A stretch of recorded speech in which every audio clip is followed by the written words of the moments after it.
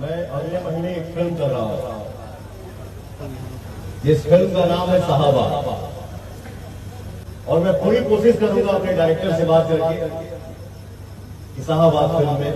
मोनिका जी जरूर काम करें। तो हाँ, जैसे कि आप लोग देख सकते हैं पवन सिंह का आने वाला जो साहबा मूवी है यानी फिल्म है भोजपुरी में, उस गाने को उस मूवी में जो है उन्होंने डायरेक्ट जो है पुरानी हीरोइन को बैक करने का